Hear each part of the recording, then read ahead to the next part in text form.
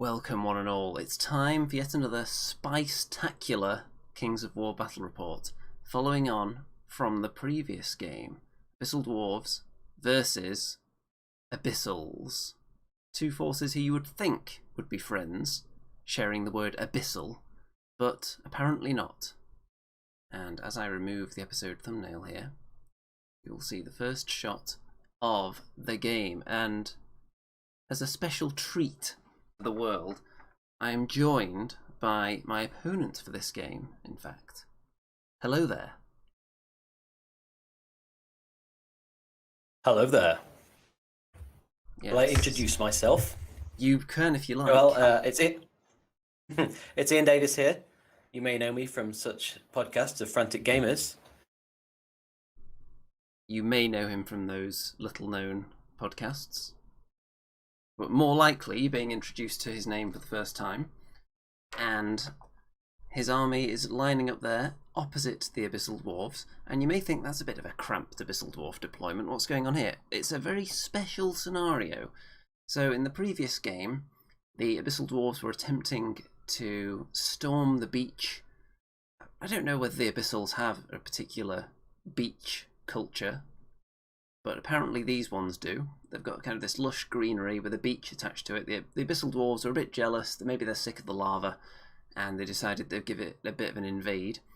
They were repelled last time, and on this occasion they've put together a slightly different force, and they've attempted to invade again. Now, Ian did compose this scenario with this game in mind, so would you like to run people through the rules a little bit? Certainly. So the background was that a mining complex in Brachybarcus territory near the Halpy Mountains has been overrun by a horde of Abyssals led by Champion Longdong. Brappy begins the campaign to retake his territory by launching an amphibious invasion at a beach only lightly defended by Longdong's forces. So we start off with 2,000 points of Abyssal Dwarfs, with Brachybarcus, a legion of Bardoom. Brachy not leading it himself this time, but sending in a fierce first wave to counter the beach defenders.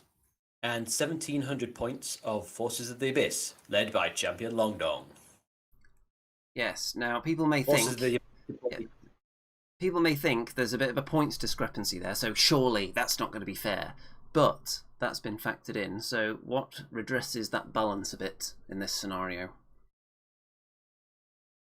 Yeah, well, it's designed to reflect the slightly asymmetrical nature of the scenario, and indeed beach landings generally, is if you go in with a force equal to the defenders, it is not going to go well for you. History has taught us that much. So the Abyssal Dwarves have brought some extra men, and I use the term lightly, to the fight. So the Forces of the Abyss deploy 12-inch on from their board edge. The Abyssal Dwarves are only 6-inch on, and they're cramped into the water zone shown in the photo. And the mission is for the Abyssal Dwarves. They will score points equal to unit strength of their units with the majority footprint in the opposing half of the board. So their mission is to get onto the Abyssal side of the board. And they'll gain points for any unit strength of enemy units destroyed. The Forces of the Abyss score points also for unit strength of enemy units destroyed, but they will score points equal to the unit strength of Abyssal Dwarf units still in their original half. So the Abyssal Dwarves are trying to get over onto the other side of the board. The Forces of the Abyss are trying to keep the Dwarves where they started. Yes, so there's no real incentive for the Abyssal forces to invade the other side of the table, other than maybe pinning the Abyssal Dwarf units there. The emphasis definitely on the Abyssal Dwarves to be the more active side here. And my list for this game, as the Abyssal Dwarf player, was built after the previous game, and the horrible little gun battery, which you can see here, lots of terrible flaming badness. Those 2 units of flame bearers and a warlock just unleashing a large amount of pain last time. Maybe they overperformed last time, but I'm not taking that chance. So I've brought lots of flyers and shooting this time. And as we go through my list, you'll see here, with the slightly cramped deployment, 1 or 2 units aren't optimally placed. Some of them are slightly behind each other. So we've got a horde of grotesques here, and they have the boots of striding to make sure they get that juicy first charge off. Then we've got 1 of 2 mortars back there, heavy mortars, and word on the street is that they're not quite as juicy as they used to be, the old heavy mortar, but we'll see how they do in this game, since they've been hit with a little bit of a nerf bat recently. We've got one of two Lesser Obsidian Golem Hoards. This one has the Potion of the Caterpillar, so that's the one I've lined up with a lot of the difficult terrain. The other one is on this side here, they don't have any upgrades. We've got an Iron Caster, starting right on the front line here, because starting only 6 inches from the edge. Normally I would like to start the Iron Caster maybe behind another unit, but he's slow enough as it is, and they're going to be going as fast as they can away from him. And in order to make them go even faster, he's not going to be able to move out the double at all, because he's going to want to surge every single turn. So starting him as far forward as possible. And he has been given surge, obviously. Be a fool not to. And then we've got a horde of Black Souls right here. No upgrades on them. We've got just a troop of Abyssal half-breeds there at the back, and we'll see how they do. I haven't run them in that way before. I've normally taken them as a regiment. Over here we've got the Flying Corps. We've got Gargoyles, a troop of Gargoyles with Susan, the Queen of the Gargoyles, directly behind them. And then next to them we've got an Overmaster on an Ancient Winged Half-breed, and that has the Staying Stone. So we've got two very juicy flying characters and a small, not so juicy flying unit. So the two mortars and the flyers have come in since the last game, hoping to close the distance, because I've lined them up directly opposite all that flaming death that engulfed much of my force last time. So would you like to go through your force? And obviously people can see you're allowed the luxury of deploying all the way across the length of the table.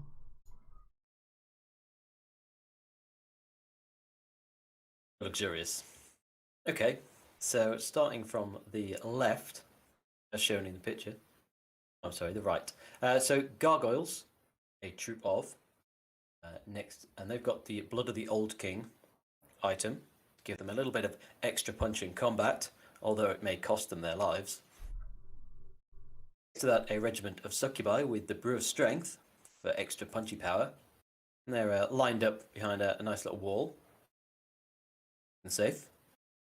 And moving along, we have a horde of Molochs.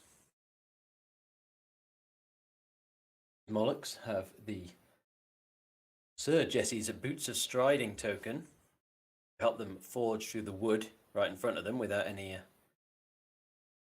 deficit. In the middle of the two hordes of Molochs, there is Champion Longdong, who's leading the force today. He's got the Blade of Slashing. Of course he has. He makes him Mr. Reliable. He hits all the time, every time, 60% of the time. Sounds about right to me. Yeah. And on this other side is the other horde of Molochs, and they've got the Brew of Haste to make them ridiculously speedy. And then next, there's some bigger blobs of just slightly lower down troops here, not quite so tall as the Molochs.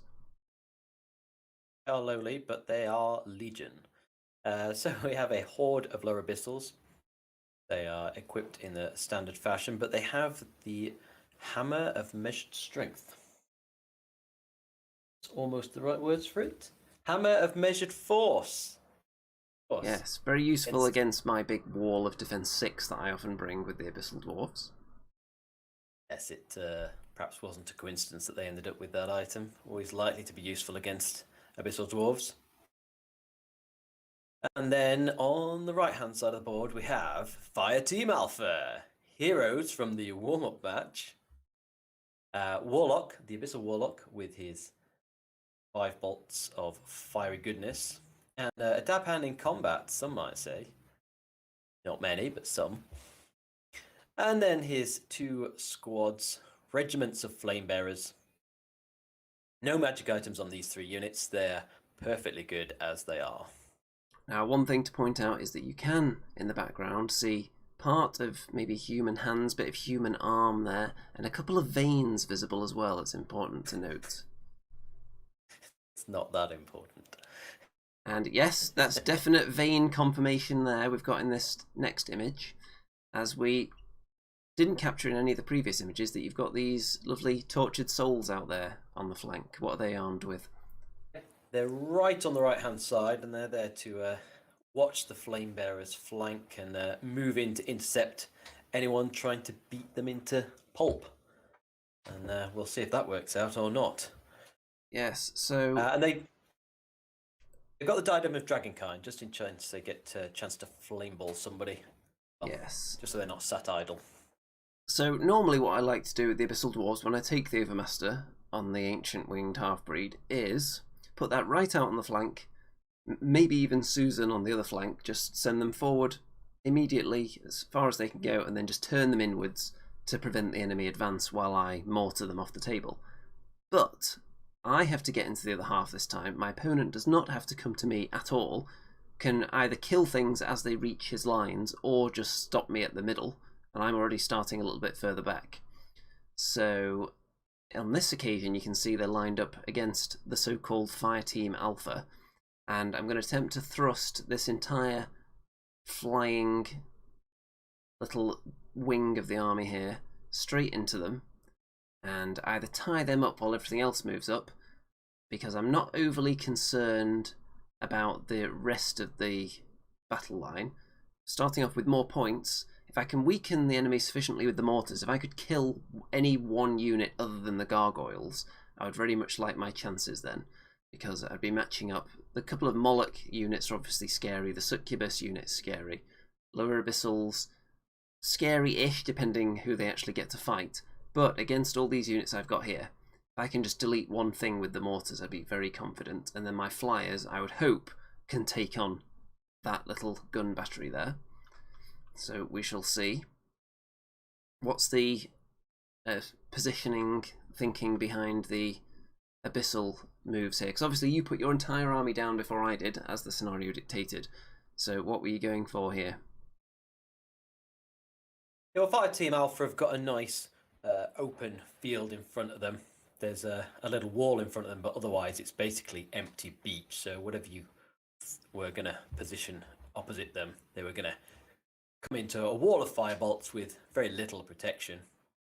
The lower Abyssals in the middle, very good unit strength, and just generally able to turn one way or the other, see what comes at them. The Gargoyles and the Succubi right on the flank, because they're a bit quicker to get round on the side of you where I knew you wouldn't be deploying. And same for the Torch Souls on the other side. You'll be able to get down that flank that you weren't quite using yet, and turn to look at you, very much using your own tactics against you. Yes. And one thing that's important to note about my army, as always, there are sources of inspiring, but there are asterisks next to all of them. So, for example, the Ironcaster can't inspire all these units. He can only actually inspire the Golems out of all the units in the middle here. Can't inspire the Grotesques or the Black Souls. The Overmaster is obviously going to be flying away from everything else, so only really good for inspiring himself and his immediate buddies. And Susan only inspires Gargoyles, which probably will come up because they seem to be hanging out together. But whether the Gargoyles actually survive as a result of the inspiring, when usually just a gentle breeze kills them, is a big question mark. So could be low on inspiring, we'll see. Turn 1. Now, I did win the roll-off and chose... Normally, I would like my opponent to go first in the kind of scenario where you want to be in a certain area at the end. Not necessarily invade, because obviously if there's a big brawl going on in the centre, Abyssal Dwarfs can sometimes struggle to get over the line. But in this scenario, even more so I want to go first, because it's further for me to travel. So here's a nice cinematic picture of me going first here, moving the flyers forward, and you'll be able to see mistake number 1 in a minute. We'll get to that shortly, but everyone moving forward as fast as they can.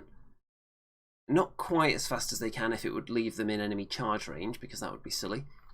But still, up there, you don't want the Grotesque getting pinned down by Gargoyles in turn 1, for example, allowing everyone else to just push up with impunity. Over on this side, the mistake here is that I'm planning to attack all of these units. Well, maybe not the Warlock, but definitely these two flame bearer regiments.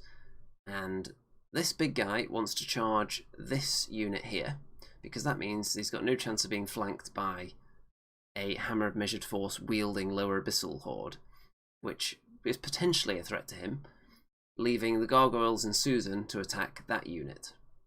And whether they kill them or not, they won't stick out far enough to be flanked by this unit at all, so they'll be kind of out the game for a turn. However, it will transpire that just guessing the distance and not measuring it isn't always the best idea. So I've actually positioned Susan out of charge range of that unit, which is the one I want to charge. So a little bit of a mistake there, and I should have probably just moved Susan as far forward as possible and not worried about being shot, because she is individual, so it would have been a bit tricky to do much to her anyway, and they're going to want to focus fire on something, and this is obviously a much bigger, juicier target.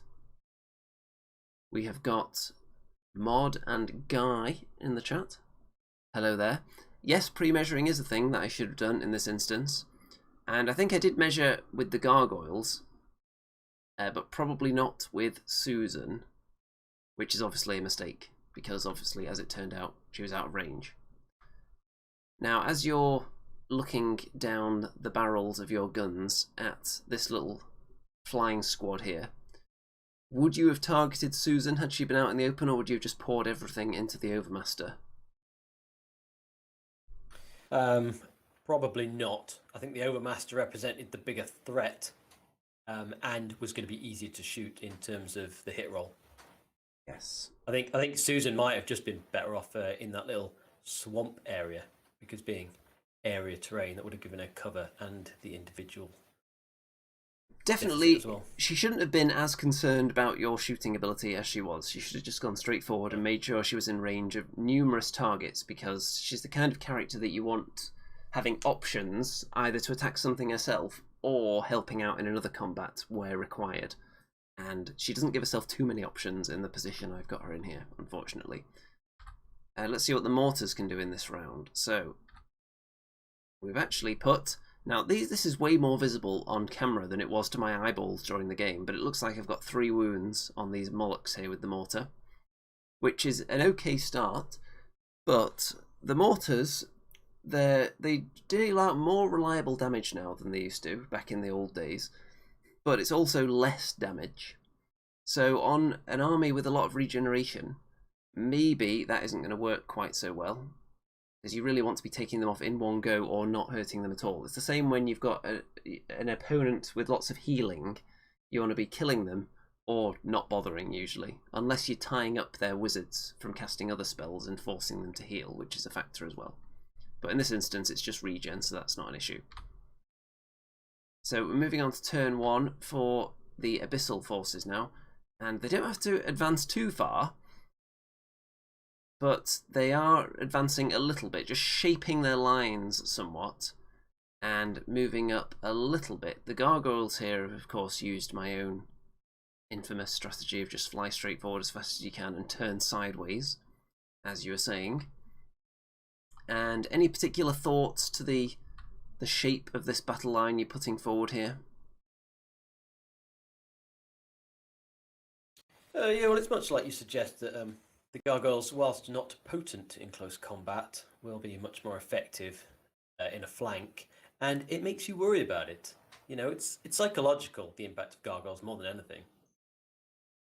It is, and in a scenario like this where they're not required to be alive at the end of the game to jump onto objectives, you can use them in more of a harassment role, especially because I don't have anything to just shoot them off easily on this side of the table. And if I turn any of my mega fighty units to even look at them once, then they've already done their job and got their points worth, I would say there. But I had to be careful not to just throw units away, because of course you were going to score for all the unit strength you killed, and in that respect I had more points to give away than you did. That is true.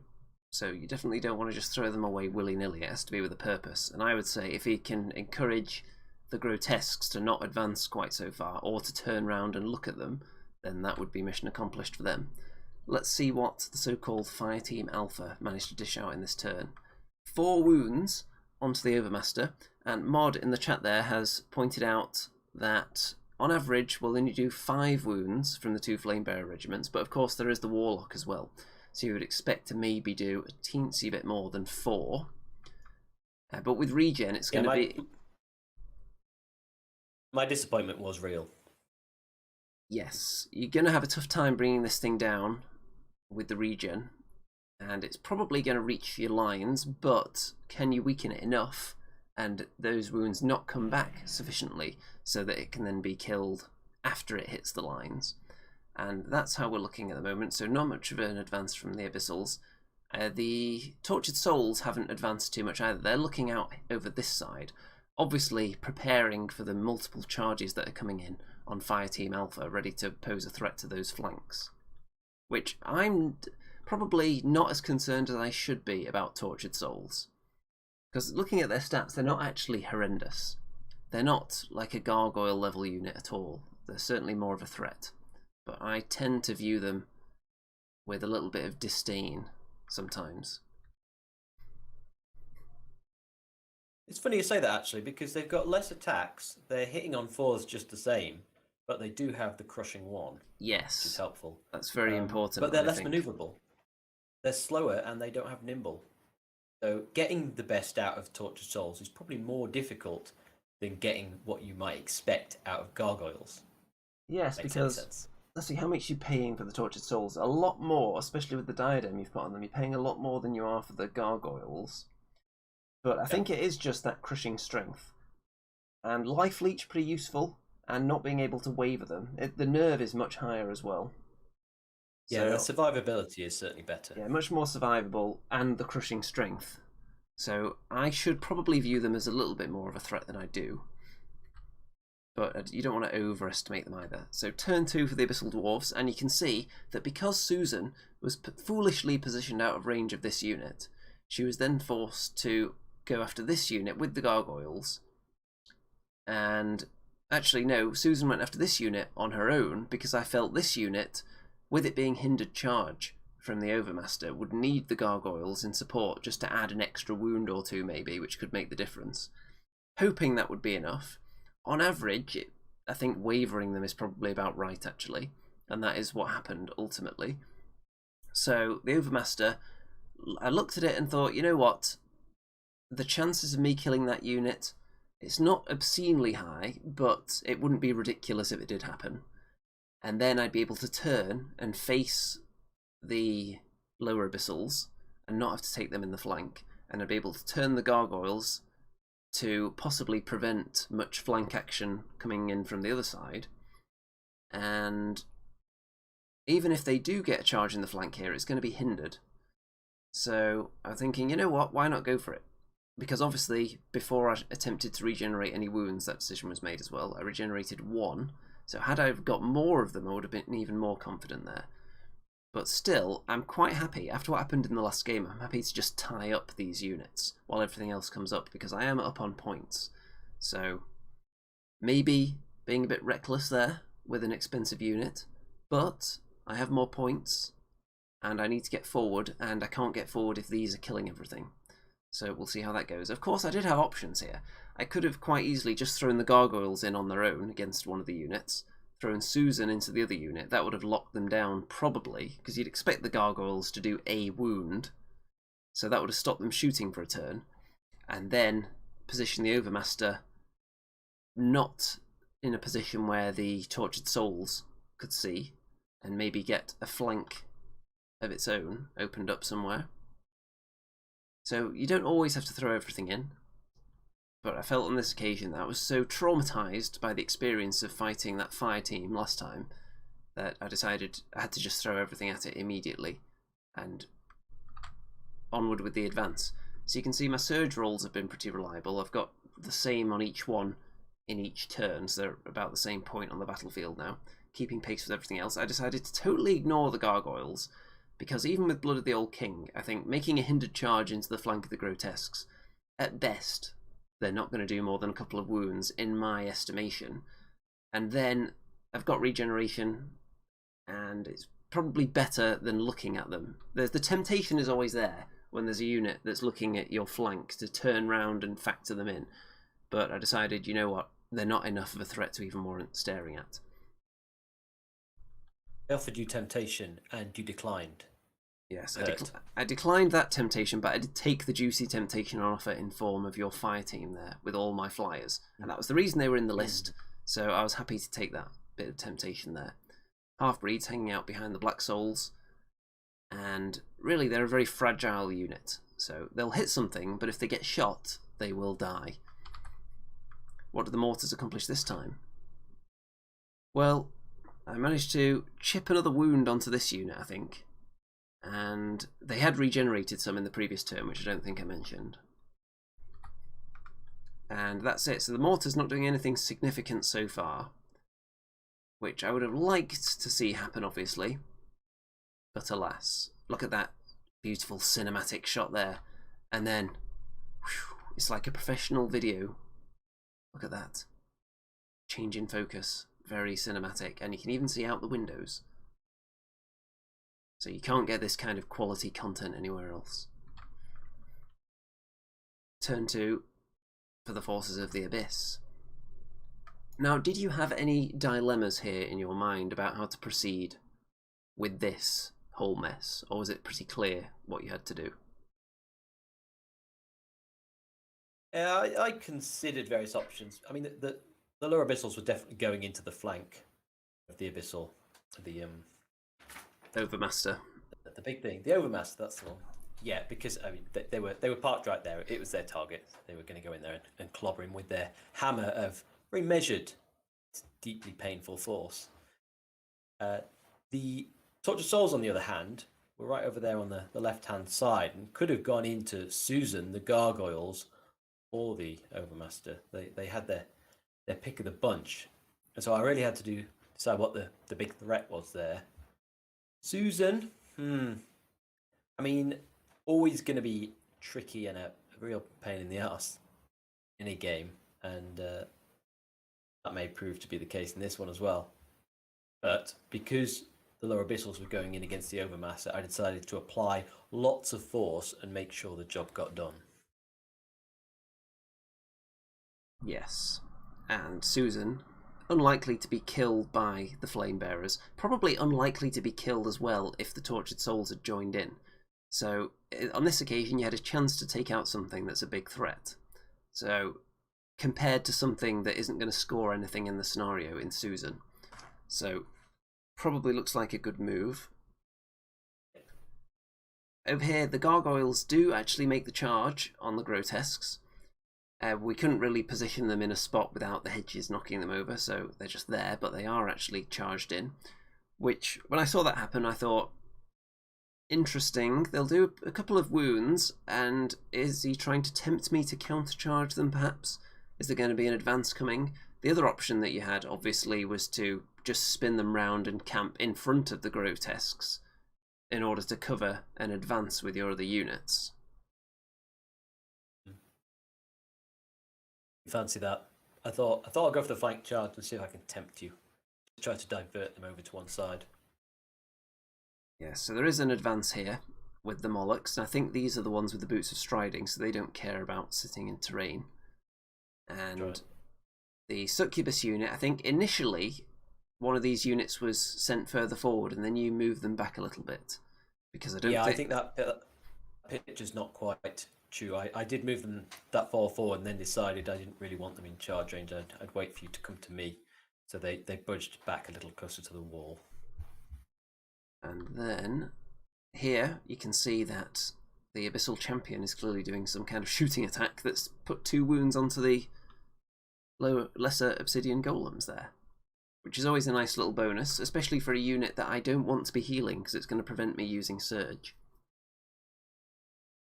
Giving you options, difficult choices to make. Yes, and that's all you can do. Give your opponents choices, most of which are bad. As many as possible, you want to be bad choices. That's the name of the game. And the Gargoyles, with the flank charge, that's about what I'd expect, a couple of wounds. With Blood of the Old King, they did wound themselves quite heavily as well, but obviously it doesn't force a nerve test.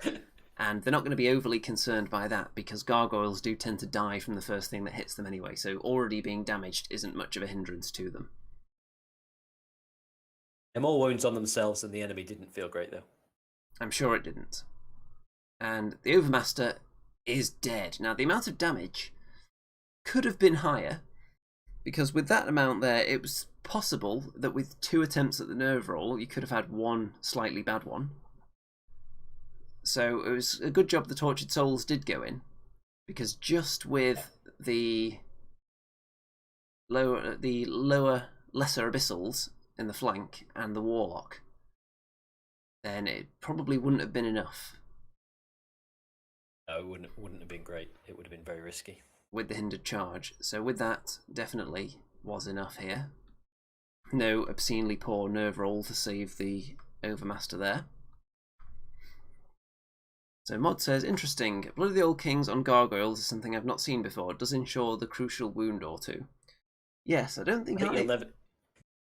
I don't think you'll ever see it again either. I've definitely seen the likes of the Crystal Pendant of Retribution on Gargoyles before, especially on closed lists. But you don't see a lot of items on them. Maybe a little like the Warbow of Kaba, something like that, to give them something to play with instead of just throwing their lives away, which they often do, Gargoyles. But I haven't seen Blood of the Old King before. Interesting choice. Well, it was a new and more advanced way of throwing their own lives away, by damaging themselves rather than waiting for the enemy to do it. Yes, why bother waiting for the enemy when you can do it yourself? That's what I say.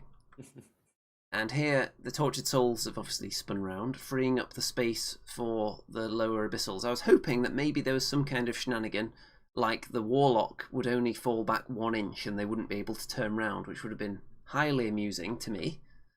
But unfortunately that did not happen. He actually managed to go back the full 3 inches, allowing them to spin without worrying about that.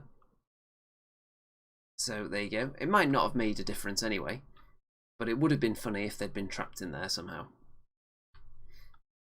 And here you can see my Gargoyles are wavered as a result of the combat, which is probably what you'd expect from the Flame Bearers. They're not that amazing in combat, with the inspiring of Susan, of course, next to them, who takes a single wound, which is also about what you'd expect there. And that's how we're looking. So the Overmaster down, and we're about equal on points now. So it depends on the mortars now. When you're playing an equal points game and you've got war machines that aren't scoring in the scenario, it depends whether they can contribute to the game or not. Otherwise, they're just sitting there being expensive nothing. Unless you can tempt the enemy to hunt them down with something expensive, which has happened before. On to turn 3 for the Abyssal Dwarves. So let's just go back and show you what I'm going to do here. So I'm going to move the golems out of the way. The Black Souls are going to turn and look this way to allow the half-breeds to charge into the Molochs, which will pin them down a bit, allowing these golems, who have the Boots of Striding... Oh no, they don't have the Boots of Striding, they have the... Caterpillar. Yes, that's it. They're going to be able to go into combat. So with the Surge, most likely, is going to possibly take them into combat. Then we've got the Grotesques, who are going to steam straight into this unit here, these Molochs, and hope to overrun, potentially out of sight of the Succubi. Had it come up, I would check the arc to see if it was worth even attempting that, or just turning sideways, ignoring the Gargoyles, not bothering to countercharge them. So, in fact, I think what I end up doing is not trying to surge these golems in, but trying to surge these ones in instead, the ones on the left. So what I'm going to do is try and surge them into the Tortured Souls, and that will get them closer to the enemy and get me some support on that flank rapidly, which is what I need. So yeah, that is what happens, and the Grotesques do eat that unit, and we measured the overrun and determined that I needed 3 inches to get out of sight of the Succubus unit and the other Molochs, which sounds just about perfect to me. I'm in the enemy half, making them potentially turn round to chase me with a big scoring Hoard, and I thought, you know what, I'll take those odds. Unfortunately, as you can see by that big fat juicy dice there, I rolled a 2. So they are kind of stuck now, and they are going to get flanked, but I think if I had my time again, I would probably attempt the same thing. 2/3 chance I'd accept those odds. It's going to be a hindered flank charge, so maybe they'll survive the Succubus assault, and the half-breeds have gone in there and put a bit of damage onto these Molochs. which is just to pin them in that spot, allowing me to go forward unmolested there, and also just plinking damage on them so that the golems are now confident in killing them in one go. And there's how that looks. So I've got the golems off the wall now, which is important, because the potion of the caterpillar won't help them had they charged from the wall. The succubi do have an item. Yes, they have the brew of strength, don't they? Yes, they do. So, useful They upgrade. have been working out. The Black Souls are in the difficult terrain here, looking forward. They had to make that space for the half-breeds to charge through. And the golems, well, they were surged, and you would think they might have reached into combat there with the Tortured Souls, but they're actually 1 millimeter out, unfortunately. So, wow. And then the mortar morties onto the Tortured Souls, and I think I've got them up to 3 damage, that looks like there. So that'll have to do for now. And in combat, can we see what the numbers are on these flame bearers? It looks like that looks like 5, the unit that Susan is fighting, and the other one looks like 3. So they're obviously not being fought this turn because the gargoyles are wavered, but Susan puts some wounds on this unit and wavers them, which is nice because obviously they're not going to be charging back. And hurting them at all just means they're not going to be shooting next turn. So there's how the battlefield is looking. What were you about to say? As you've pointed out, though, an army with regeneration on so many units, damage I consider to be very much temporary. Yes, especially when it's in the low numbers of damage. A wavered opponent gives me an extra chance to make it disappear before you hit back again. Yes, turn 3 for Forces of the Abyss. So we should also point out at some point as well that there's guaranteed no turn 7 in this game. Just so everyone knows. The Succubus Regiment do obviously take the hindered flank charge into the Grotesques. It's a good opportunity for them. And they are then joined by the Abyssal Champion also making a hindered charge. But he's still a pretty reliable source of a few wounds, isn't he? Mr. Reliable. Yes, Mr. Reliable indeed. And then this horde of lesser obsidian golems that were left kind of flapping in the wind because they didn't make that surge into the Tortured Souls by 1 millimeter, then got charged in the flank by the Tortured Souls and in the front by the not the flame bearers, by the lower Abyssals. All this lower and lesser nonsense going on in the same place. But still wielding their measured force hammer, of course. Yes. Looking forward to that. But I think they are hindered again in combat. So I'm fairly confident that hindered horde is not going to put an obscene amount of wounds on this unit, but we'll see. And over here you can see the gargoyles got killed by the time I took this picture, as you'd expect. I think they were shot off actually. And then Susan takes 1 more wound from this unit. Do the flame bearers have fury? Everybody has fury. Flame bearers. I don't see fury on this army list. Is that just an army-wide special rule that isn't mentioned? Or is that blatant cheating going on? Blatant cheating going on. I can't imagine why the flame bearers don't have fury. It's my army-wide special rule. Well, there you go. Blatant cheating accounts for 1 wound on Susan, so if that decides the game, then you know what happened now.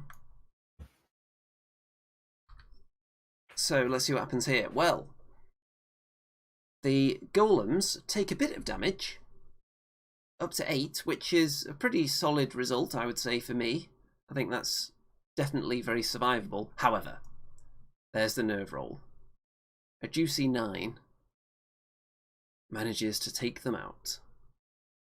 So the golems are dead, which I'm not very pleased about, because I thought had they made it in with that surge, they would be in a much healthier position now. They probably would have killed the Tortured Souls, who were already wounded as a result of the shooting that obviously can take place before surging happens, and the flame bearers wouldn't have been able to team up with them in that case. So golems dead with a nice nerve roll there. Half-breed's dead, yes, but that was expected. They were just holding them down for one go. And here, they decide to overrun. I assume you're thinking that you don't want my hordes advancing too far into your half of the table here. No, I mean, I was trying to hold them back as much as I could, although I realised by this stage they were probably there or thereabouts. And then over here, 11 damage onto the grotesques, which, let's see, well, Mod has mathed this one out, and the average is 10, apparently. So 11, is it enough to kill them? No, they're hanging around. So not an obscenely high nerve roll on that combat. And you'll notice that my inspiring source is now lagging behind, so I'm feeling the effects of only being able to deploy 6 inches in from the edge, and only having the one surge caster with 2 units he wants to be surging every single turn to get them up the table. So he's falling back a bit, and I am missing having someone like Bracky in there to provide some more inspiring. Your inspiring source lagging behind sounds like a common theme. It's a common theme in my armies, yes, and I'm not sure quite how to remedy that with the armies I like taking. I think normally, because I used to take Bracky, it wasn't really a problem because he would keep up with them quite well. And he's got the larger inspiring presence as well. Right. So yes, he probably, on average, he would have saved the golems by being further up. That is correct in the comments there. Turn 4 for the Abyssal Dwarves, and the Ironcaster has decided, you know what, I'm just going to start shooting things now, along with the mortar, takes out the Tortured Souls. So it's a turn too late, but they're gone. And Susan has rolled a nice high nerve roll there, and I think did it twice to remove that unit. So there was some damage on them, which has been removed by this point. So it wasn't, I don't think I actually needed to roll 11 to kill them twice. But it was, I think it was definitely like 9 or 10 I needed twice. And Susan did manage that to take them out, so they are gone. So that's nice. And my golems take out the Molochs that had killed the half-breeds previously. So a bit of vengeance there. And here, the grotesques countercharge into the succubus unit. Now, I did this forgetting that they had ensnare, but even had I remembered that they had ensnare, I probably would have gone for it anyway, because the Abyssal Champion doesn't earn me anything for killing him in this scenario.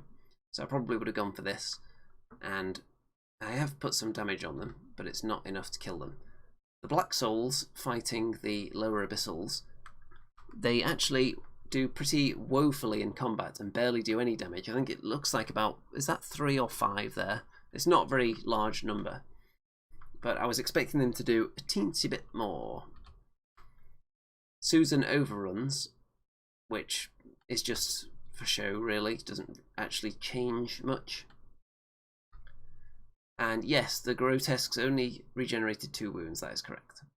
So not very good regeneration rolls from them, which could have helped save them for another turn, or at least forced you to commit more into killing them, maybe, had that been an issue.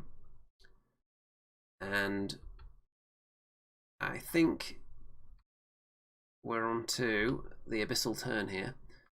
So, the Abyssal Champion is heading over to the golems. Succubus unit obviously going back into the grotesques again. Flame Bearers and Warlock are going to try and gun down Susan, but doesn't look like it's going to work. In that instance, the Abyssal Champion was wandering out of the wood area, so he didn't charge because he'd be hindered. So he wandered out to within just about an inch away, and then lightning bolted them. Yes, and he did actually do a wound by the looks of it, so that helped. And look at this. So this is the unit, the Black Soul Horde. I specifically picked them in the list, knowing that there would be probably a horde of something pretty feeble with the Hammer of Measured Force. The Black Souls are the unit I want to be fighting it, because they're not particularly expensive. However, unfortunately, 10 damage. Wow, wow, wow. Delicious. So obviously you don't want the Hammer of Measured Force fighting golems, ideally. Or anything else defense 6 for that matter. But the Black Souls, not a particularly expensive unit, high nerve, so I thought if anyone's going to fight them, it should be them. I don't have things like Slave Orcs, you see. So I can't just throw feeble units at them because I don't have any, apart from one unit of Gargoyles, which were very busy in this game with another task. So Black Souls, 10 wounds, very disappointing. So I'm hoping they'll hold them up until I can get over here with another unit to help out and get them in the flank. So the Grotesques take some more damage, and I don't know why we've got a picture of the nerve roll, but we have. They are dead. They're expected to die with that much damage on them. So they're dead, but the golems here, I'm going to be looking to try and surge them into that flank next turn. If they can make it, that's going to turn the game drastically in my favour, I think, because Susan's still alive. And I would then have 2 high-scoring hordes in the enemy half, with not that much threatening them. So let's see whether that works as we go into my next turn. So turn 5 for the Abyssal Dwarfs. Mortar, what does it do? It wavers the Warlock, which is a nice bonus because he's not going to be able to shoot next turn now. So I'll take that. And then Susan charges in and does a bit of damage. What are they on? Is it 3, it looks like? Could be. Not much damage done though by Susan. It's a hindered charge. And here the... So the Black Souls, they had a choice here. Theoretically, I could have moved them backwards, which would have meant that if your lower Abyssals wanted to charge them, I could have possibly got into the difficult terrain. I'm not sure whether it would have been possible with the distances involved, but it looks like it, because I could have gone back an inch for free, then fallen back 2, probably into the difficult terrain. However, let's have a look at the bit of a wider shot in a minute and see where the centre line of the table is and whether I actually wanted to do that. But we'll have a look in a minute, but that's always an option. Don't feel like you always have to countercharge, folks. I know it's tempting, but sometimes backing away and forcing the enemy to make a hindered fresh charge is actually better when you've got a unit that looks like the next round could kill it. But I was hoping for a nice surge roll here. Unfortunately, that did not come to fruition, so they didn't make it in. But I did surge them far enough so the Succubus unit can't reach them, so they should be okay next turn, in theory. So, where's the centre? Yeah, they're probably fairly safe over the centre line at this point. I think the centre is somewhere around here. It's about the line between the grass and the beach. Yeah, so I think I probably could have backed away safely without worrying about ending up over the line again.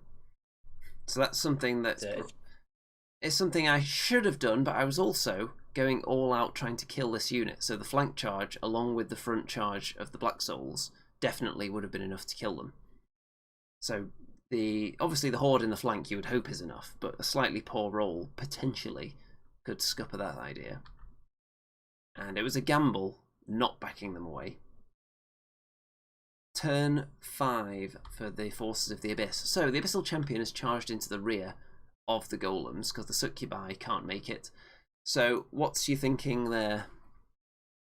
Well, I call him Mr. Reliable for a reason. He's going to stab them in their spines and vanquish them. Well, let's see. How many average wounds would you do with him in the charge there on a defense 6 unit? Well, he has 5 attacks and he's Mr. Reliable, so I'd say 5. Well, we'll see about that. So, of course, all these units here, the Warlock can't do anything, but the Flame Bearers can fight against Susan again. The lower Abyssals will fight the Black Souls. And they actually managed to waver Susan. They have quite a good round of fighting there to manage that, which is annoying, but she is in some ways doing her job, holding up the shooty side of the army. It was a shame that she took the very expensive Overmaster with her and he immediately died. And here, the Black Souls do die as a result of not backing up and the Golems not being surged into the flank. And what's this? Okay, that dice is clearly wrong. because that's not how much damage they were on. So I just threw that down there after the nerve roll because I don't think we'd marked it. But he hasn't got that many attacks, folks. But the nerve roll was spectacularly high with an 11, as you can see. So the Abyssal Champion, just plinking away a few wounds on the back of the unit, kills them off because of that. I think he really did get 5 out of 5. It was a great He did, but him. It's not quite as high as it shows on the dice here. I think they were on 8. So with the 11, obviously, that's enough to murder them. He did do really well with his attacks, but still, on average, you'd hope they would live there. Well, I would. And of course, missing out on Inspiring again, because I chose to use the Ironcaster for purposes such as fireballing Tortured Souls instead of getting up to Inspire the Golems. And again, it's overconfidence in the unkillability of my units, which a lot of the time is fine, because they're not waverable, most of these big defense 6 things in the game that I'm playing with. So the ability to just take them out with an obscenely high nerve roll is always there if I'm not keeping Inspiring nearby, which I'm often not because of confidence. Overconfidence, you might say, and now it's come back to bite me. That unit is dead, and that's probably going to be the game decided now. Those 2 units dying at once. Had that unit lived, I would be relatively confident that they could kill this unit the next turn. Susan being wavered is going to be annoying for me killing you, but I would then hope to take out this Hoard. I would hope to then also maybe take out the Succubus unit. They're obviously difficult to shoot at, but I would have the mortars and probably maybe some fireball targeting them as well if I could get in range. Potentially there. Might be able to. And yes, now it's not looking very healthy. So yeah. That was a lot of your unit strength disappearing there. It certainly was. So turn 6 for the Abyssal Dwarves, the mortar and the fireball. I decided to try and take out this big Hoard, which could potentially be the difference between a win and a loss here, because I'm scoring for unit strength of units that I kill in this scenario, since there's nobody left on the table for me to score with in the invade portion of it. So not enough to kill them, but it does look like they've become wavered, which is useless because of the roll of a 5 on the nerve. And I think I did get a decent hit with them with the mortar, but I was finding quite often that the mortars would get 1 hit and then roll a 1 on the d3. So there wasn't a lot of wounds going in from the mortars. They just chipped away at mostly regenerating units for the whole game. So maybe they weren't the best choice against this army. And turn 6 for the Forces of the Abyss. Well, you don't really need to do anything. Just positioned, attempt to do a bit of shooting, don't manage to kill Susan or the Ironcaster, and that's the end of the game. So it is a win for the Forces of the Abyss. It's not as ridiculously one-sided scoreline, because I did kill a decent number of their forces in unit strength terms. Had this unit died, then I think, would that have taken it into pretty close to being a draw? Yeah, the end score was I killed all 16 unit strength of the Abyssal Dwarfs.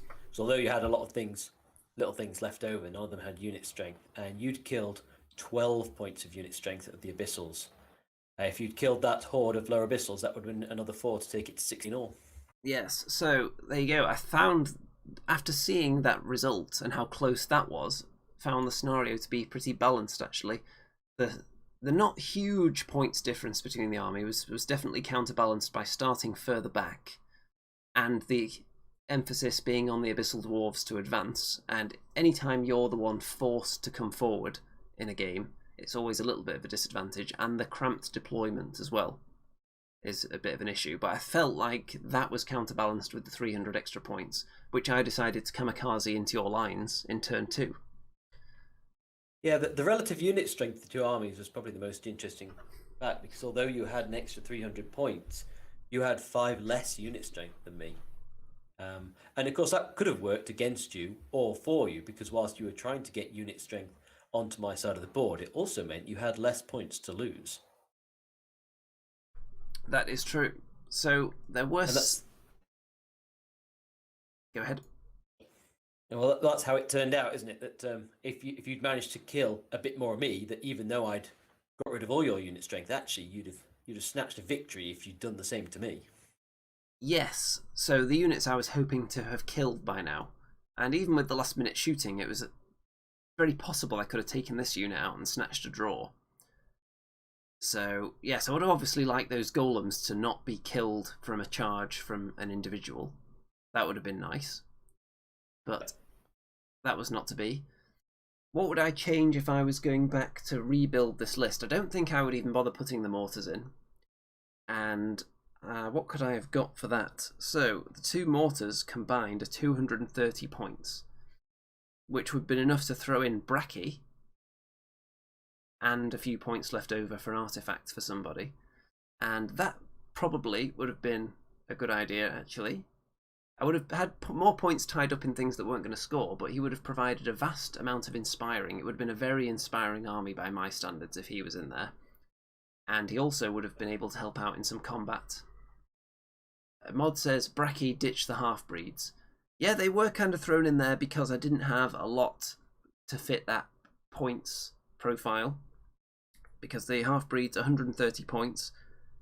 The only thing possibly I could have thrown in, I don't know whether the list composition would have allowed it.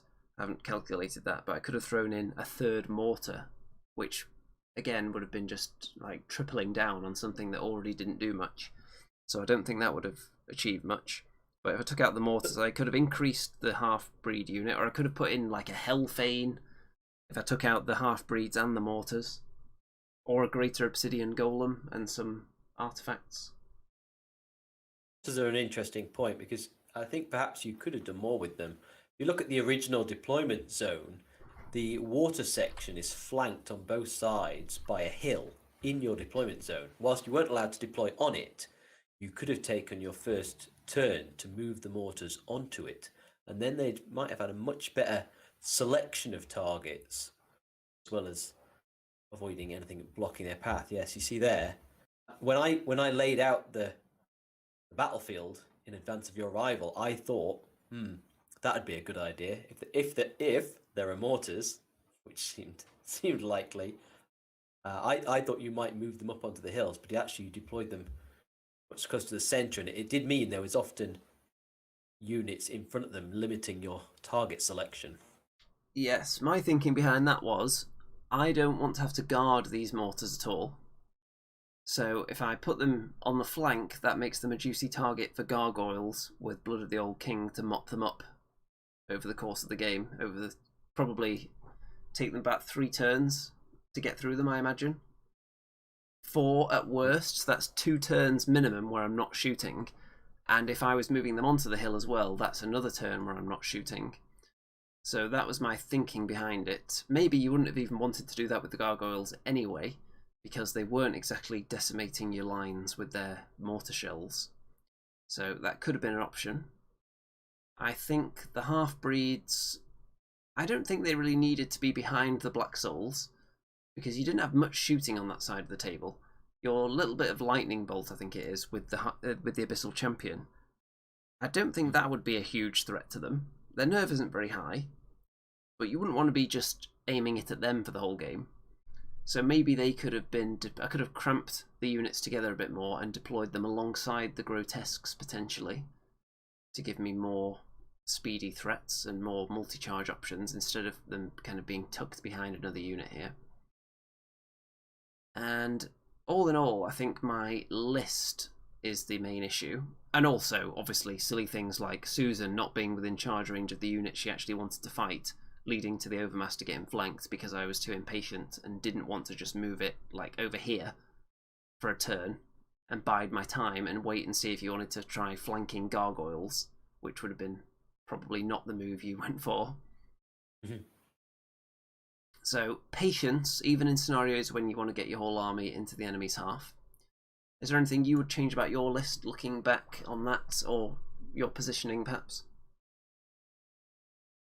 Well, I'll say Modi's right that the Abyssal Flamebearers do not have fury in the rules, you know, if you're treating those as hard and fast things rather than guidelines. Which surprises me. They are new units to me. This is only their third game on the table, and even the Warlock still has Fury.